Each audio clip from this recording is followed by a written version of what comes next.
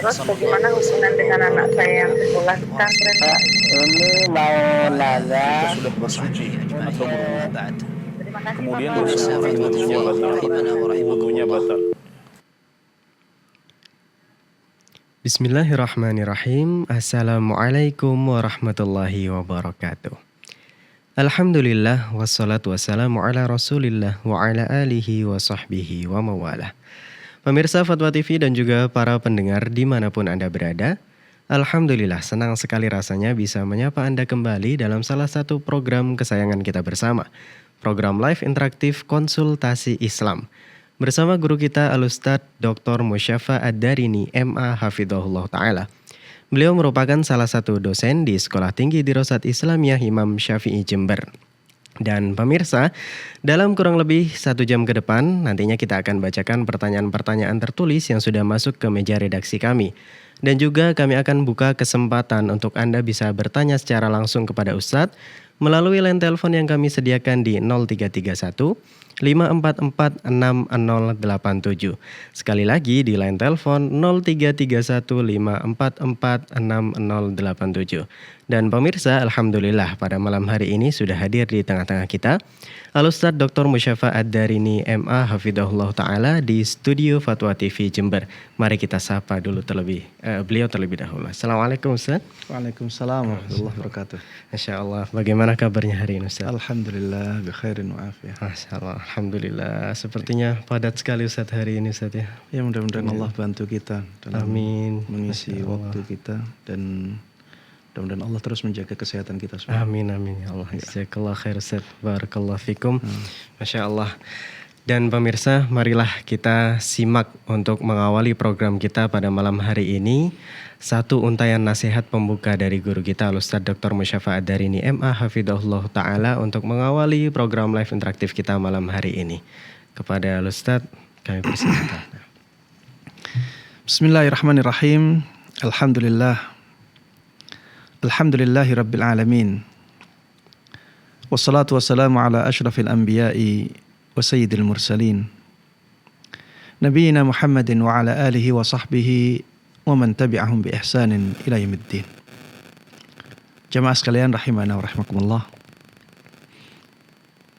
Ada baiknya kita merenungi salah satu bacaan di dalam salat kita. Di dalam tasyahud kita selalu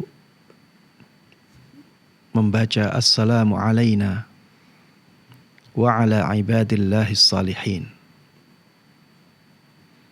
Semoga keselamatan, semoga kesejahteraan terlimpahkan atas kita dan atas hamba-hamba Allah yang saleh. Jamaah sekalian rahiman wa rahimakumullah, ini adalah doa yang dipanjatkan oleh setiap orang di dalam sholatnya. Bisa sekali ketika tasyahudnya hanya sekali. Bisa 2 kali ketika tasyahudnya 2 kali. Bisa 3 kali ketika tasyahudnya 3 kali. Bisa 4 kali ketika tasyahudnya 4 kali. Dan di dalam doa ini ada doa keselamatan. Ada doa kesejahteraan bagi orang-orang yang saleh.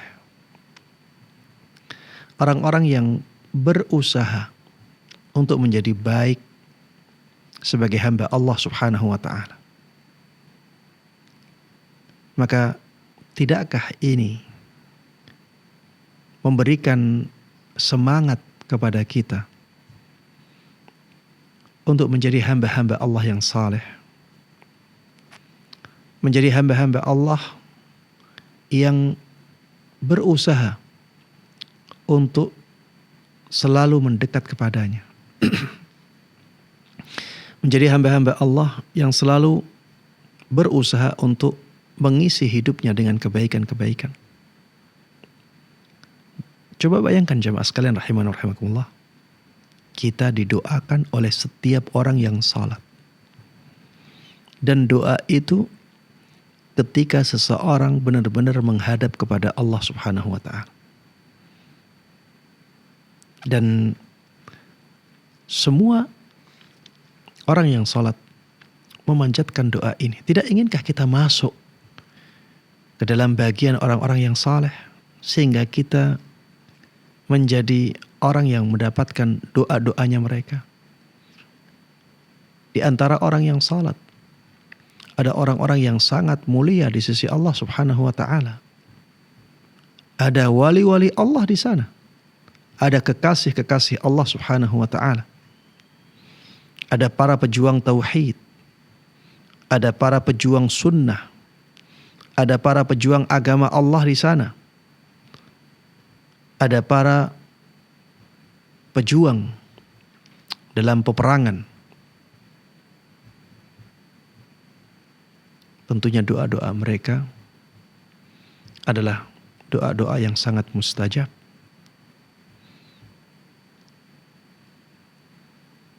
Maka jangan sampai jamaah sekalian rahiman rahimakumullah, kita menjadi takut menjadi orang yang saleh karena bisikan syaitan, karena was-was yang dilemparkan oleh syaitan ke dalam hati kita. Dia mengatakan, jangan menjadi orang yang saleh, nanti akan sengsara dalam kehidupan ini. Jangan menjadi orang yang taat agama, nanti susah ekonominya. Jangan menjadi orang yang benar-benar saleh, nantinya akan susah mendapatkan kedudukan yang tinggi di tengah-tengah manusia. Sekarang zaman sudah edan. Kalau tidak edan, orak kumanan, ya bahasa orang Jawa. Ora edan, ora kumanan. Kalau tidak ikut gila, maka tidak mendapatkan bagian. Ada bisikan-bisikan syaitan seperti itu, maka jangan sampai kita percayai. Bisikan-bisikan syaitan yang seperti ini tentunya bisikan yang penuh dengan kedustaan. Itulah yang Allah sebutkan di dalam surat Al-Baqarah. Asy-syaitanu ya'idukumul faqra wa ya'murukum bil fahsya. Syaitan itu kerjaannya menakut-nakuti kalian dengan kefakiran dan memerintahkan kalian untuk melakukan tindakan-tindakan yang keji, perbuatan-perbuatan yang nista. Berbeda dengan Allah Subhanahu wa taala, wallahu ya'idukum maghfiratan minhu wa fadla. Sangat berbeda dengan Allah Subhanahu wa taala. Allah memberikan janji kebaikan untuk kalian berupa ampunan dan karunia yang luas. Jemaah sekalian rahiman rahimakumullah, lihatlah bagaimana Allah Subhanahu wa taala menjanjikan banyak kebaikan untuk hamba-hambanya yang saleh. Wa may yattaqillah yaj'al lahu makhraja wa yarzuqhu min haitsu la yahtasib. Barang siapa yang bertakwa kepada Allah Subhanahu wa taala, maka Allah akan kasih solusi untuk dia. Dan Allah akan berikan kepada dia rizki dari jalan yang tidak dia sangka-sangka. Wa may yatawakkal 'ala Allah fahuwa hasbuh. Barang siapa yang bertawakal kepada Allah, dan tawakal termasuk ibadah yang sangat agung, fahuwa hasbuh, maka Allah cukup bagi dia. Wa may yattaqillah yaj'al lahu min amrihi yusra. Barang siapa yang bertakwa kepada Allah Subhanahu wa taala, Allah akan mudahkan urusan-urusan dia. Allah akan mudahkan urusan dia. Allah jadikan urusan dia menjadi mudah. Wa may yattaqillah yukaffir anhu sayyi'atihi wa yu'zim lahu ajra. Barang siapa yang bertakwa kepada Allah Subhanahu wa taala, maka Allah akan gugurkan, Allah akan hapuskan kesalahan-kesalahan dia. Dan Allah akan berikan kepada dia pahala yang agung. Ala inna awliya Allah la khawfun alaihim wa lahum yattaqun wa lahum yahzanun. Alladzina amanu wa kanu yattaqun. Ingat-ingatlah bahwa kekasih-kekasih Allah, yaitu hamba-hamba Allah yang sangat dicintai oleh Allah, mereka sangat dekat dengan Allah dengan amal-amal baiknya, dengan kesalihannya mereka. La khaufun alaihim, tidak ada ketakutan sedikit pun atas mereka. Walahum yahzanun, dan mereka tidak akan bersedih. Alladzina amanu wa kanu yattaqun. Mereka adalah orang-orang yang beriman dan bertakwa kepadanya. Lahumul busyra fil hayatid dunya wa fil akhirah. Bagi mereka kabar gembira dalam kehidupan dunia dan dalam kehidupan akhirat. La tabdila li kalimatillah. Tidak ada ganti bagi kalimat-kalimat Allah Subhanahu wa taala. Kalimat Allah akan terus seperti ini. Tidak akan berubah, dan itulah ketentuan Allah yang akan Allah wujudkan untuk hambanya. Tidakkah kita senang apabila kita bersama para nabi, para siddiqin, para syuhada, dan para salihin di surga Allah? Dan itu akan didapatkan oleh orang-orang yang saleh. Wa may yuti'illaha war rasul fa ulaika ma'al ladzina an'ama Allahu 'alaihim minan nabiyyin was siddiqin was syuhada'i was salihin wa hasuna ulaika rafiqa. Barang siapa yang taat kepada Allah dan Rasulnya, mereka itulah orang-orang yang akan bersama dengan orang-orang yang diberikan kenikmatan oleh Allah Subhanahu wa taala di surganya. Dari para nabi, para siddiqin, para syuhada, dan para salihin. Maka jemaah sekalian rahimana rahimakumullah, jangan sampai kita takut menjadi orang yang taat kepadanya. Allah menjanjikan kebaikan dan kemuliaan di dunia dan di akhirat bagi mereka yang melakukan ketaatan kepadanya. Man 'amila salihan min dzakarin aw untha wa huwa mu'min falanuhyiyannahu hayatan thayyibah. Barang siapa yang melakukan amal saleh, baik laki-laki maupun perempuan, dalam keadaan dia beriman, maka kami benar-benar akan menjadikan kehidupan dia kehidupan yang baik. Wala najziyannahum ajrahum bi ahsani ma kanu ya'malun, dan kami benar-benar akan memberikan kepada dia balasan yang lebih baik daripada amalan yang pernah dia lakukan. Demikian pesan ini, mudah-mudahan bermanfaat dan Allah berkahi. Amin amin ya rabbal alamin. Wa sallallahu wa sallama wa baraka ala nabiyyina Muhammadin wa ala alihi wa sahbihi wa man tabi'ahum bi ihsanin ila yaumiddin walhamdulillahi rabbil alamin. Masya Allah, jazakumullah khairan Ustadz wa barakallahu fikum atas satu untayan nasihat pembuka pada live kita malam hari ini. Dan alhamdulillah pemirsa, semoga kita terus tidak patah semangat untuk berjuang menggapai kesolehan, dan semoga Allah Subhanahu wa taala menjadikan kita semuanya termasuk orang-orang yang soleh. Amin amin ya rabbal alamin. Dan pemirsa Fatwa TV dan juga para pendengar dimanapun Anda berada, kami mengundang Anda semuanya untuk bisa memanfaatkan peluang untuk bisa berjuang bersama kami dalam dakwah syiar Islam ini di Fatwa TV melalui rekening aktif kami yang bisa Anda saksikan di layar kaca Anda masing-masing. Barakallahu fikum. Dan juga tidak lupa kami sapa para pendengar yang sedang menyimak live kita malam hari ini pada relay radio yang tergabung di RTVC. Di antaranya ada Radio MDFM Probolinggo, ada Radio Binbas Yogyakarta, Radio Sahabat Tegal, Radio Hang FM Batam, Radio Amuba Pangkal Pinang, Radio Sago FM Sumatera Barat, Radio Gema FM Bontang, Radio Al-Hikmah Banyuwangi, Radio Tuah FM Riau, dan Radio Mas FM Seragen. Dan kembali kita undang para pemirsa dan juga pendengar dimanapun Anda berada untuk bisa berinteraksi secara langsung, bertanya kepada Ustadz melalui line telepon yang kami sediakan di 0331 5446087. Sekali lagi di 0331 5446087. Dan kita akan bacakan beberapa pertanyaan tertulis yang masuk ke meja redaksi kami. Ada pertanyaan pertama Ustadz dari saudara Andi Parwanto di Jawa Barat. Assalamualaikum warahmatullahi wabarakatuh. Ustadz, izin bertanya. Istri saya menderita penyakit miom cervix pada rahimnya dan dokter menyarankan agar segera dilakukan operasi angkat rahim. Operasi ini mempunyai efek tidak akan bisa kembali. Pertanyaan pertama, apakah operasi angkat rahim ini diperbolehkan dalam Islam? Kemudian yang kedua, setelah operasi angkat rahim ini istri tidak bisa haid. Apakah status istri pasca operasi sama dengan wanita menopause?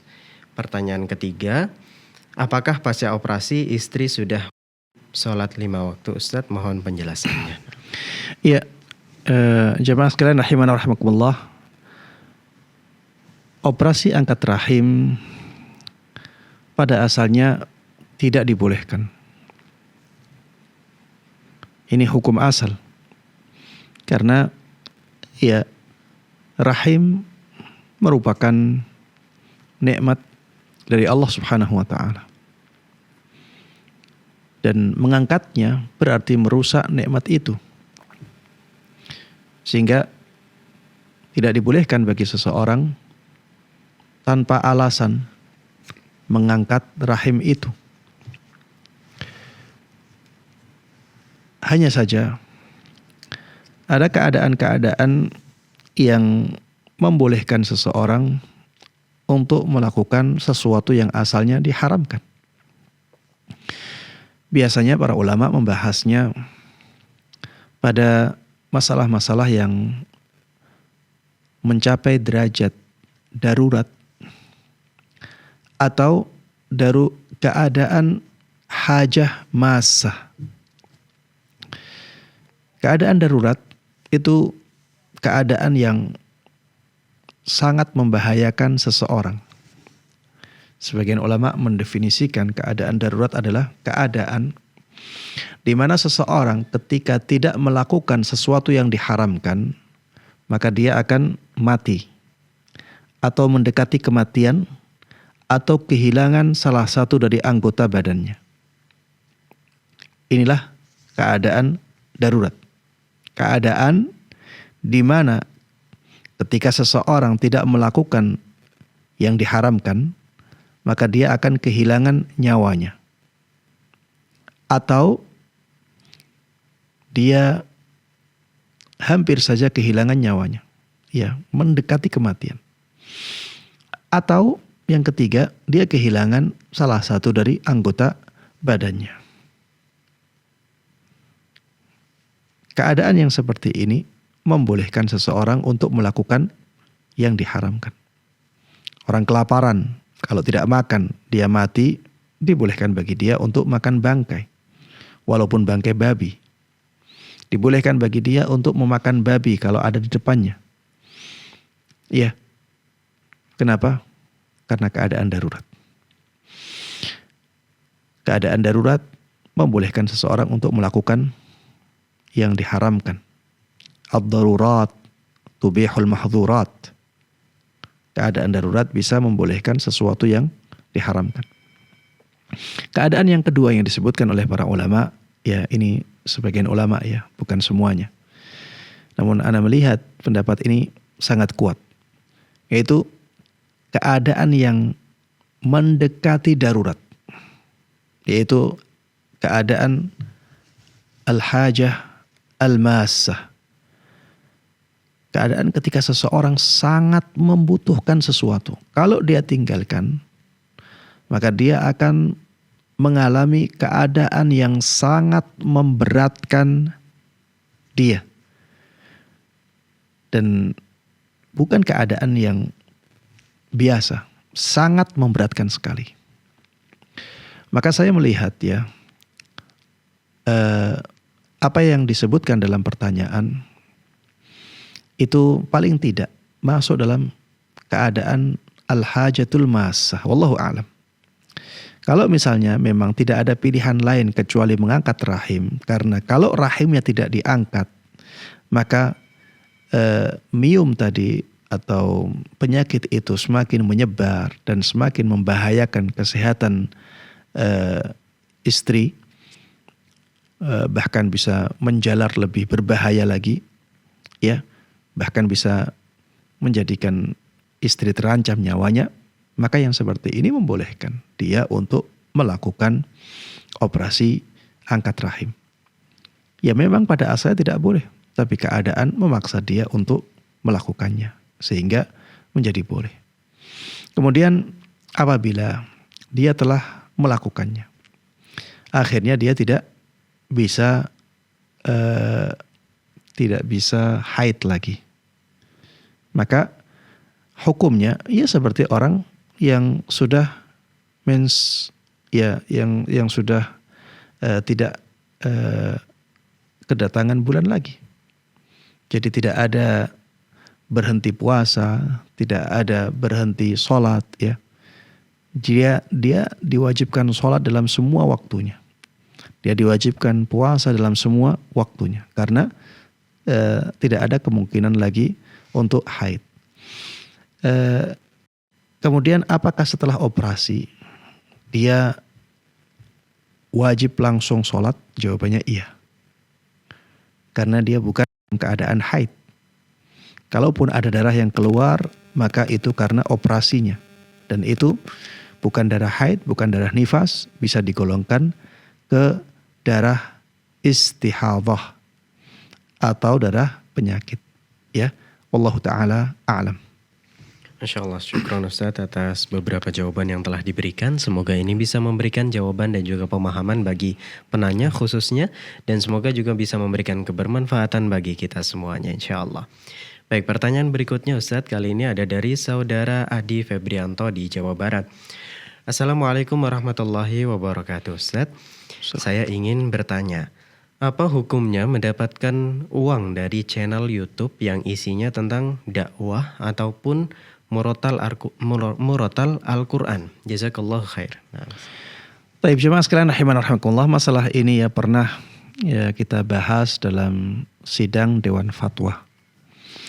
Dan keputusan yang diambil oleh sidang Dewan Fatwa ketika itu adalah bahwa tidak boleh kita memonetisasi konten-konten kita. Walaupun konten kita itu berisi dakwah, berisi hal-hal yang baik, ya, bacaan Al-Quran dan seterusnya. Kenapa kita tidak boleh memonetisasinya? Iya, karena yang terlihat ya akadnya itu akad i'arah, ya.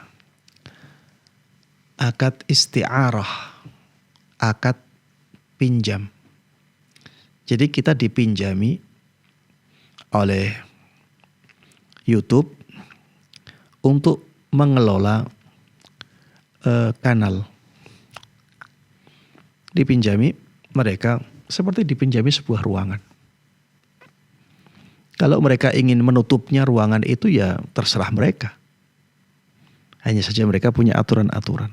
Kalau pinjam ruangan ini, maka aturannya seperti ini. Makanya kadang-kadang ada channel yang di-banned oleh YouTube. Kenapa?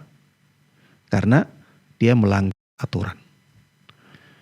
Tanpa persetujuan dari orang yang membuat konten dan dipinjami oleh YouTube, ya, ruangan tersebut.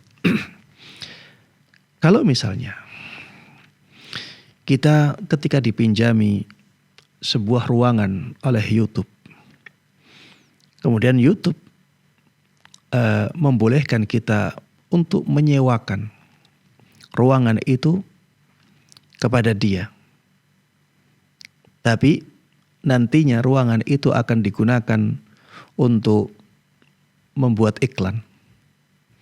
Baik iklan tersebut iklan yang tidak ada pelanggaran syariatnya atau iklan yang ada pelanggaran syariatnya. Apakah kita boleh menyewakannya? Jawabannya jelas tidak boleh. Karena ruangan itu akan digunakan untuk apa saja. Yang penting beriklan. Ruangan tersebut akan digunakan oleh YouTube untuk beriklan. Dan kenyataan yang ada di lapangan, kebanyakan iklannya itu iklan yang tidak sesuai dengan syariat. Iklan-iklannya banyak yang di dalamnya mengajak orang-orang untuk melakukan riba. Ada iklan-iklan yang di dalamnya ada musiknya. Ada iklan-iklan yang menampakkan aurat, ya. Dan seterusnya. Ada iklan yang mengajak kepada perbuatan bid'ah. Bahkan ada iklan yang mengajak untuk menyekutukan Allah Subhanahu wa taala. Ya, kebanyakan iklan seperti itu. Intinya kebanyakan iklan yang ada itu isinya ya tidak sesuai dengan syariat Islam. Ada iklan mungkin yang tidak ada sesuatu yang bertentangan dengan syariat Islam di dalamnya. Tapi mungkin bisa dihitung dengan jari. Mungkin kita susah untuk memberikan contoh iklan yang benar-benar bersih dari sesuatu yang bertentangan dengan syariat. Ya, saat ini seperti itu. Makanya tidak boleh kita bekerja sama dengan YouTube dengan sengaja untuk mendapatkan keuntungan dari iklan ini. Sehingga ya wallahu ta'ala alam, ana memang lebih menguatkan pendapat ini. Tidak boleh bagi kita untuk sengaja memonetisasi kanal YouTube kita untuk mendapatkan uang. Mungkin ada yang bertanya, Ustadz, tapi kan sekarang kita mau monetisasi atau tidak, YouTube menggunakannya untuk iklan. Jawabannya, yang penting kita tidak melakukannya itu. Itu tanggung jawab YouTube. Kita kan tidak mengambil keuntungan di situ. Kita memberikan konten untuk kemaslahatan, adapun digunakan oleh YouTube untuk memberikan iklan-iklan yang bertentangan dengan syariat, itu urusan mereka dengan Allah Subhanahu wa taala. Kita yang penting memberikan konten-konten yang positif yang bermanfaat untuk orang banyak. Wallahu taala alam. Masya Allah, syukron Ustaz atas jawaban yang telah diberikan. Jazakumullah khairan katsiran.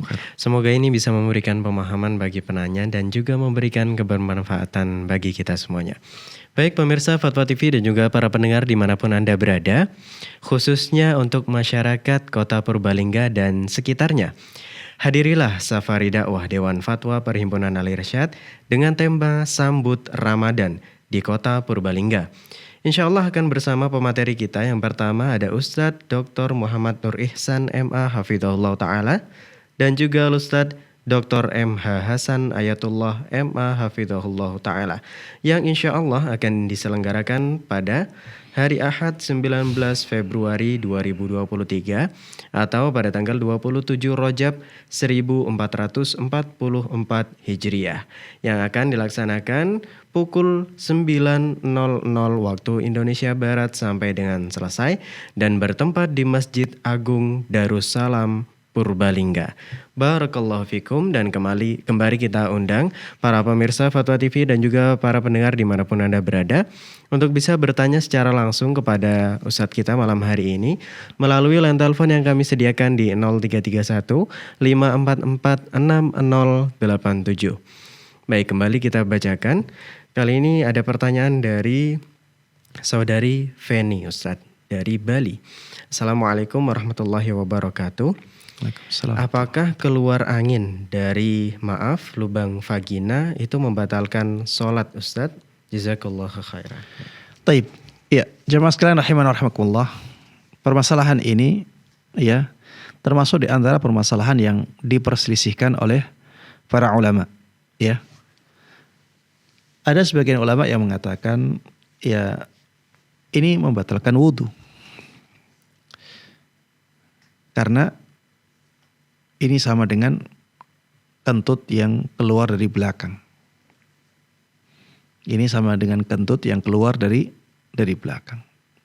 Sehingga sebagaimana kentut, ya keluarnya angin dari jalan belakang itu membatalkan wudu, maka keluarnya angin dari jalan depan juga membatalkan wudu.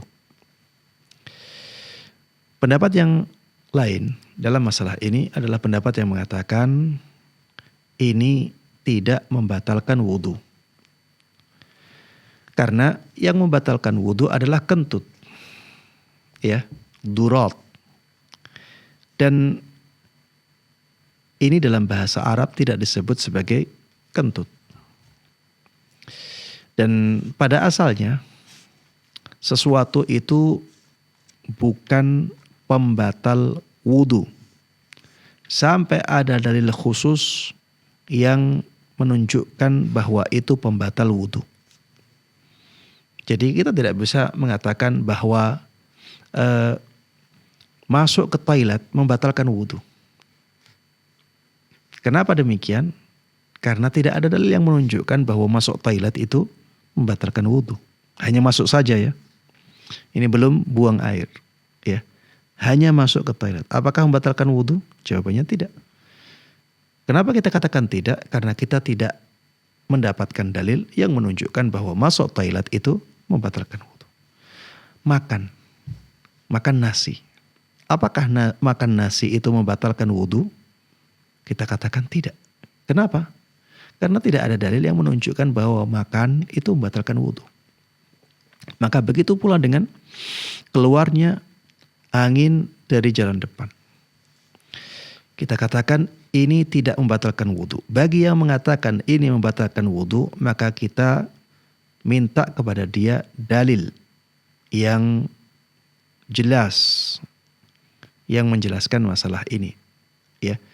Dan tidak ada dari hadis Nabi Muhammad SAW yang menyebutkan masalah ini. Bahkan tidak ada dari athar para sahabat Nabi Muhammad SAW yang menyebutkan hal ini. Ini menunjukkan bahwa yang seperti ini dimaafkan. Yang seperti ini dimaafkan. Kejadian seperti ini sudah ada di zaman Nabi, sudah ada di zaman sahabatnya. Ternyata tidak ada penjelasan tentang itu.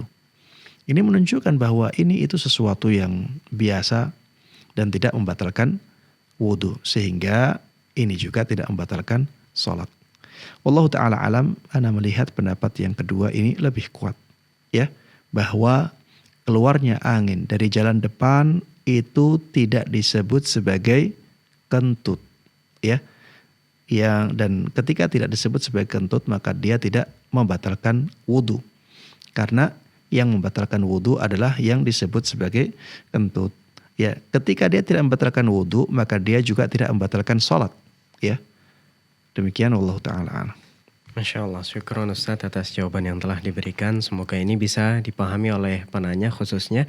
Karena memang ini mungkin masih menjadi pertanyaan besar bagi sebagian besar saudari muslimah kita Ustadz ya. Mungkin masih banyak yang ragu-ragu dengan hukumnya atau bahkan belum tahu sama sekali. Ya, dan memang ada perbedaan ya. Kalau kentut itu masih bisa ditahan.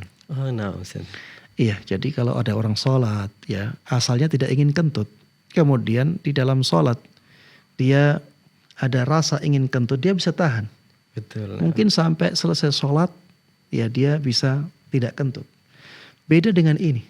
Nah, ini tidak bisa ditahan dan keluarnya karena dia keluar sendiri, tidak bisa dikendalikan. nah. Maka kalau dikatakan ini membatalkan wudhu, ini akan sangat memberatkan. Ya. Dan kalau memang ini membatalkan wudhu, harusnya ada dalil dari hadis Nabi atau dari perkataan sahabat, karena ini juga terjadi di zaman itu. Pasti pernah terjadi Ustaz. Iya, karena banyaknya perempuan di zaman itu, sebagaimana banyaknya perempuan di zaman kita. Wallahu a'lam. Nah, jazakumullah khairan Ustaz, barakallahu fikum. Masya Allah. Baik, pertanyaan selanjutnya pemirsa kali ini ada dari Saudari Ummu Fatih di Sumatera Utara. Assalamualaikum, izin bertanya Ustaz. Saya seorang istri dan ibu dengan 1 orang anak yang berkebutuhan khusus dan juga bekerja. Saat ini kami tinggal di rumah orang tua kami. Orang tua kami usianya sudah 65 tahun, alhamdulillah masih sehat. Sebenarnya kami ingin mengontrak, tapi kata orang tua kami, nanti siapa yang menemani mereka?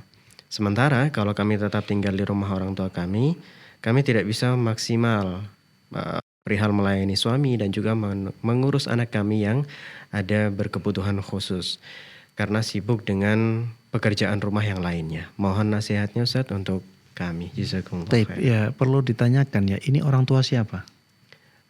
Itu Orang tidak tua dituliskan di sini, istri Ustaz. ataukah orang tua suami? Nah, Wallahu ta'ala alam ya. Kalau memang itu orang tua suami, kalau memang orang tua suami dan orang tua suami minta agar suaminya itu hidup dengan orang tuanya, maka jelas di sini ada kewajiban untuk berbakti kepada orang tua. Jelas pilihannya, tidak ada pilihan lain kecuali hidup bersama orang tua. Karena di sini orang tua ingin agar anaknya itu hidup bersama dia. Dan kendali rumah tangga berada di tangan suami. Sedangkan suami masih punya kewajiban untuk berbakti kepada orang tuanya. Ya, jadi kewajiban berbakti atas seorang suami kepada orang tuanya itu sama. Sama sebelum pernikahan dengan setelah pernikahan. Ya. Sehingga sebagaimana sebelum pernikahan dia wajib berbakti kepada orang tuanya, setelah pernikahan pun demikian. Tapi kalau yang dimaksud dalam pertanyaan adalah orang tua istri, maka di sini ya kita lihat ya suaminya. Apakah suaminya menginginkan istrinya untuk tidak hidup bersama orang tua? Karena ada hak-hak dia yang akhirnya ya harus dia korbankan kalau hidup bersama orang tua istri. Ya tadi orang tua istri sudah tua yang akhirnya istri harus banyak menggunakan waktunya dengan orang tuanya misalnya. Ya bisa jadi seorang suami tidak mau dan ingin agar istrinya berpisah untuk ngontrak di tempat lain. Kalau memang kehendak suami seperti itu, di sini istri harus mendahulukan kehendak suami. Ya, karena kewajiban istri untuk berbakti kepada suaminya itu lebih besar daripada kewajiban istri untuk berbakti kepada orang tuanya. Makanya kalau misalnya ada pertentangan antara keinginan suami dengan keinginan orang tua istri, maka yang lebih didahulukan adalah keinginan suami istri. Baik, kalau misalnya istri melobi suaminya, ayolah kita sama orang tua saya, kasihan, dan niatkan ini sebagai ladang pahala. Misalnya seperti itu. Akhirnya suami rela. Maka ana melihat ini yang paling baik. Karena di sini suami rela ada haknya yang dikurangi dan dengan itu ya anak perempuannya bisa lebih berbakti kepada orang tuanya. Ya di sini ada tambahan berbakti kepada orang tua tanpa ada pelanggaran terhadap berbakti kepada suami. Sehingga di sini ada al-jam'u bainal husnayain. Ya, ada mengumpulkan dua kebaikan. Demikian wallahu taala alam. Masya Allah, jazakumullah khairan Ustaz wa barakallahu fikum atas jawaban yang telah diberikan, Masya Allah. Dan pemirsa, Alhamdulillah malam hari ini kita telah terhubung dengan penelpon pertama kita, ada Ummu Yodi di Riau. Baik, kita sapa Fatwa TV, Assalamualaikum. Waalaikumsalam warahmatullahi wabarakatuh. Baik, silakan Ummu Yodi pertanyaannya. Iya, Assalamualaikum Ustaz. Waalaikumsalam warahmatullahi wabarakatuh. Izin melanjutkan pertanyaan dari member WhatsApp di Rosa Ustaz. Yang pertama, begini Ustaz. Bagaimana hukumnya jika seorang istri meninggalkan rumah suami untuk kebaikan anak, suami, dan adik-adik suaminya? Karena jika tidak keluar dari rumah suami tersebut, hati dan lisan istri selalu berbuat dosa dan menyakiti hati sekitar. Karena tidak tahan atas perlakuan anak, suami, dan adik-adik suaminya. Terus yang kedua Ustadz, apakah anak laki-laki kandung dari saudari sepupu kita dari jalur ibu bisa menjadi mahram? Anak laki-laki Anak laki-laki kandung dari saudari sepupu kita dari jalur ibu bisa menjadi mahram karena ini dia mengangkat anak. Taib. Ya, udah itu saja. Syukurlah jazakallahu. Assalamualaikum. Ya, jamaah sekalian rahimanallah. Untuk pertanyaan yang pertama, bolehkah seorang istri meninggalkan rumahnya? Kenapa? Ya, karena istri tersebut merasa tersakiti hatinya dengan perlakuan suaminya, perlakuan anaknya, ya, dan perlakuan orang-orang yang ada di rumah tersebut. Ya, jawabannya tidak boleh. Jawabannya tidak boleh. Dia sebagai istri. Dan dia punya suami. Tentunya suaminya tidak mengizinkan dia untuk keluar rumah. Dan istri harus berbakti kepada suaminya. Adapun ada ujian-ujian yang seperti itu, maka istri yang harus menyesuaikan dirinya. Istri yang harus bersabar. Dia yang harus menata hatinya. Ya mungkin dia terlalu sensitif. Maka dia harus mencari solusi untuk keadaan dia yang terlalu sensitif. Jangan akhirnya ya malah melakukan hal-hal yang dimurkai oleh Allah Subhanahu wa taala seperti meninggalkan rumahnya, meninggalkan suaminya, meninggalkan anak-anaknya. Ini ya malah seperti orang yang tertimpa tangga setelah jatuh darinya. Ya, sudah jatuh tertimpa tangga. Orang ini sudah mendapatkan musibah, tapi malah mendapatkan musibah yang lain lagi, mendapatkan musibah tambahan. Jadi musibah yang dia alami itu musibah. Ya tidak nyamannya dia dengan anak, dengan suami, itu musibah. Kalau dia melakukan tindakan lari dari rumah, ini tambahan musibah lagi karena dia melakukan dosa. Dan dosa itu ada pertanggungjawabannya di hadapan Allah Subhanahu wa taala. Intinya ya, ini adalah ujian. Dan seseorang harus sabar dalam menghadapi ujian tersebut. Ya, dia harus melihat ya, apa sih masalah yang inti. Masalah sebenarnya apa? Apakah masalah sebenarnya adalah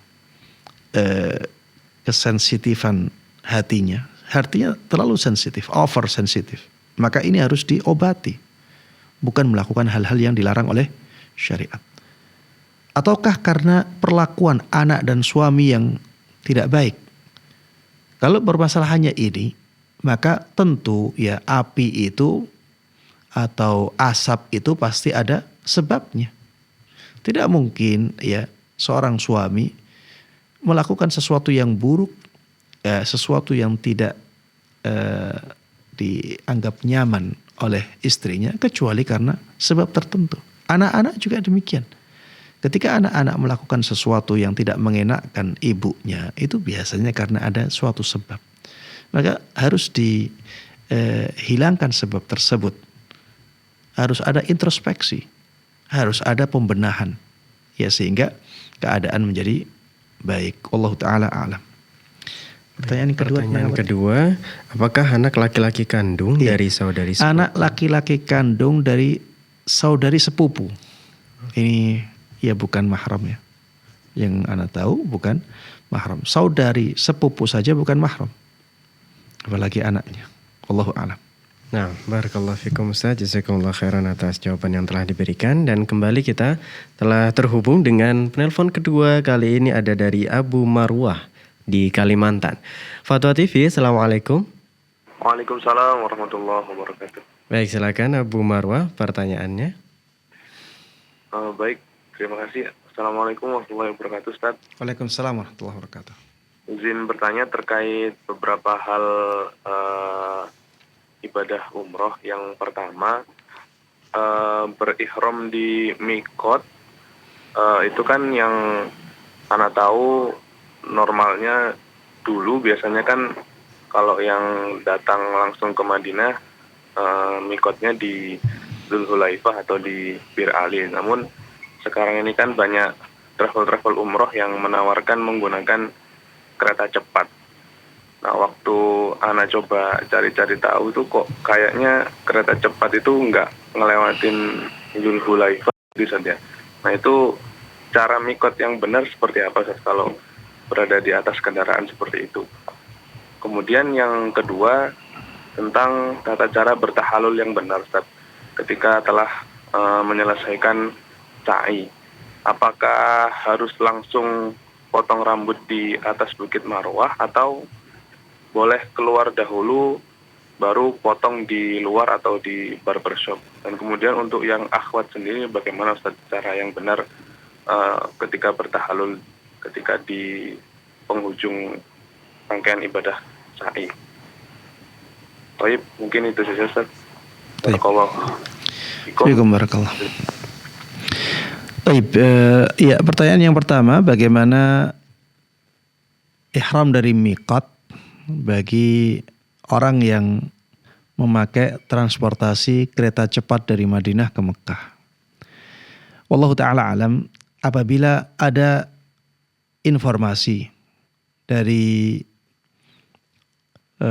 pegawai atau petugas yang ada di kereta tentang batas miqat, maka sebaiknya mengakhirkan ihram sampai ada pemberitahuan itu.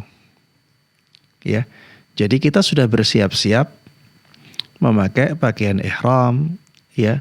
Kita sudah menanggalkan pakaian-pakaian yang membentuk badan kita, ya, membentuk sebagian anggota badan kita, ya, yang biasa dibahasakan sebagai pakaian berjahit. Kita sudah misalnya tidak memakai sidi, ya mohon maaf, kita tidak memakai kaos kaki, ya. Intinya pakaian-pakaian yang membentuk bagian badan tertentu ini sudah kita lepaskan semuanya. Kemudian kita naik kereta. Ya, kita naik kereta, kemudian menunggu petugas memberitahukan bahwa kita sekarang akan melewati mikot. Kalau tidak ada pemberitahuan seperti itu, maka dibolehkan bagi kita untuk berihram sebelum mikot. Kita dibolehkan untuk berihram sebelum mikot. Kenapa dibolehkan? Ya karena yang penting ketika lewat mikot kita sudah ihram, itu yang penting. Tapi yang lebih afdal adalah ihram dari mikot. Tapi kenyataan bahwa yang lebih afdal ihram dari mikot itu tidak menjadikan orang yang ihram sebelum mikot itu dilarang. Apalagi kalau misalnya, ya, keadaannya seperti ini.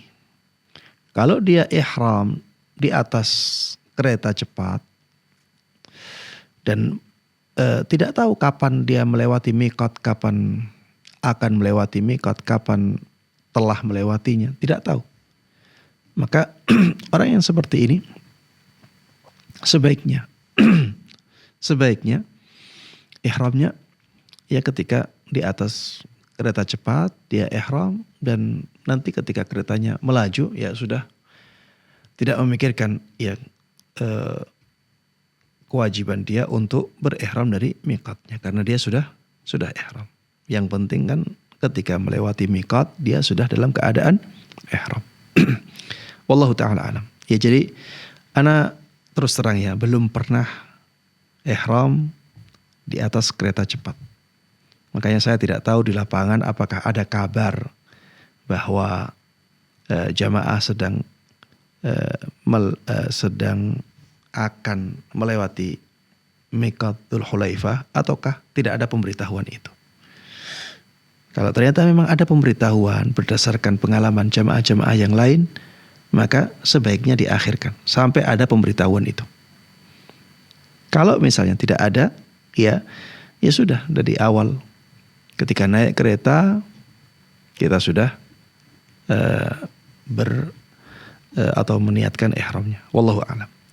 Adapun tentang mencukur ya. Tentang mencukur setelah sa'i. Jadi tidak ada syarat yang disebutkan oleh para ulama bahwa setelah sa'i harus langsung mencukur rambutnya. Tidak ada syarat seperti ini. Sebagaimana tidak ada syarat setelah tawaf itu harus sa'i langsung. Saat itu juga tidak ada syarat itu. Jadi antara tawaf dan sa'i boleh dipisah. Jadi tawaf selesai, nanti sa'inya 1 jam kemudian. Tidak ada masalah. Begitu pula antara sa'i dengan mencukur. Atau yang banyak dibahasakan dengan tahallul. Maka ini tidak harus ya berkesinambungan.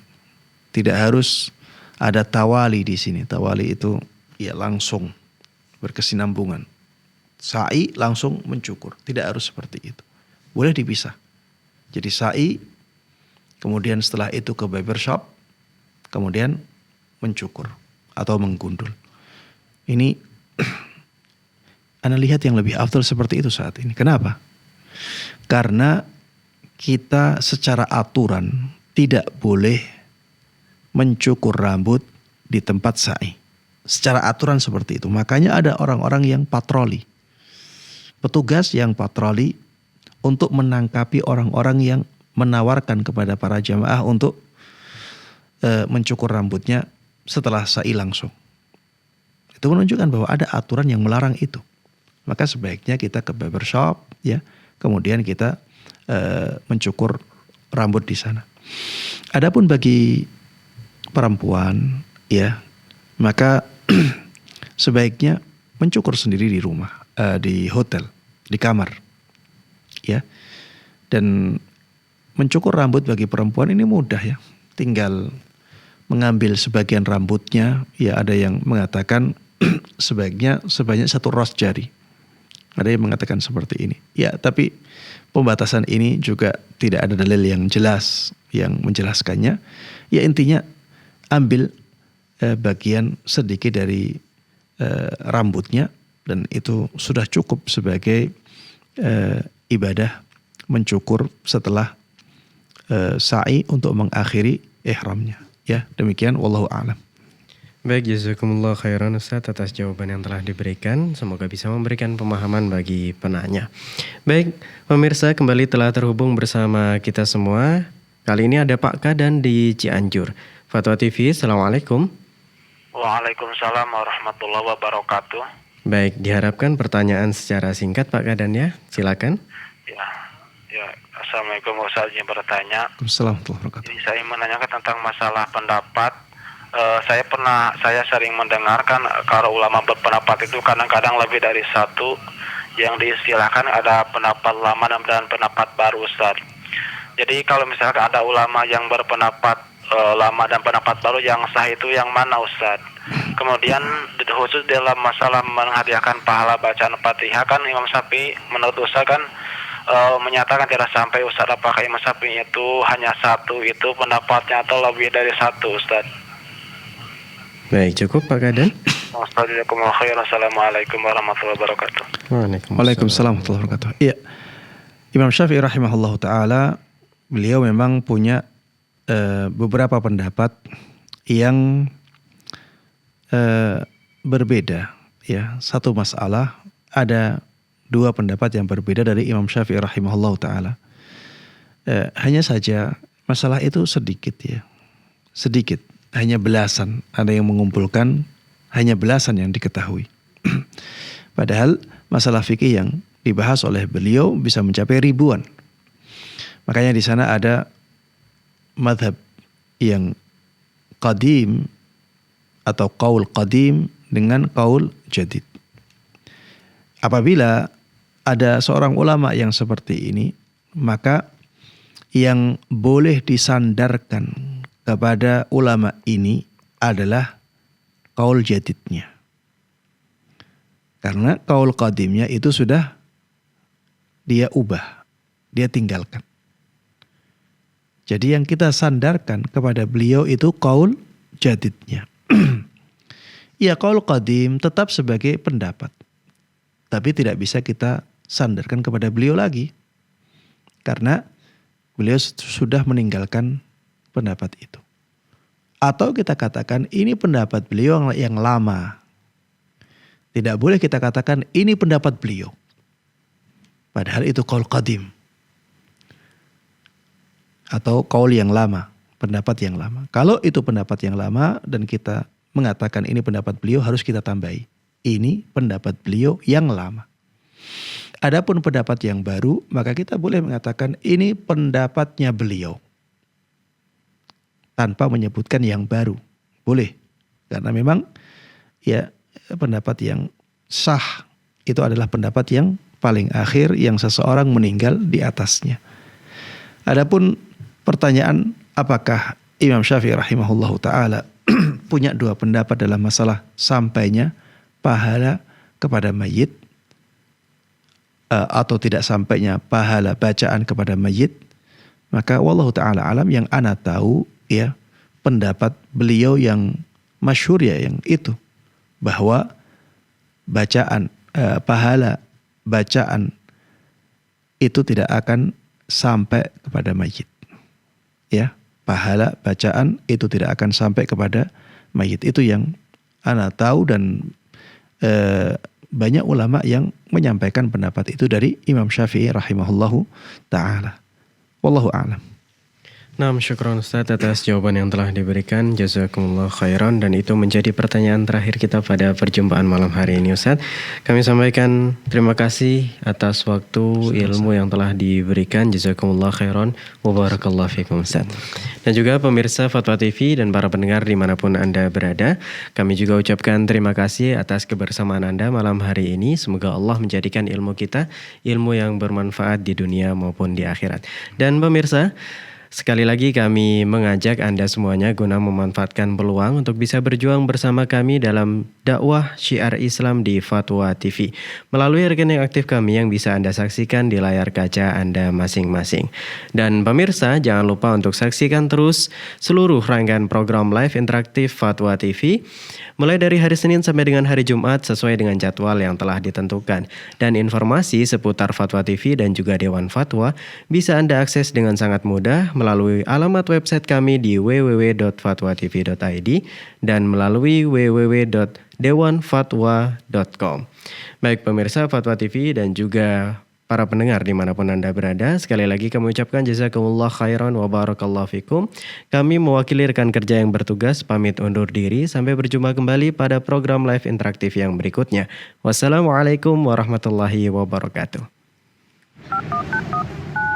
Ya Allah. Terus bagaimana hubungan dengan anak saya yang sekolah di pesantren? Ini mau nanya. Sudah bersuci atau berwudu, Terima kasih kemudian Bapak. bersentuhan dengan suami, rahimana wa rahimakumullah. wudunya batal.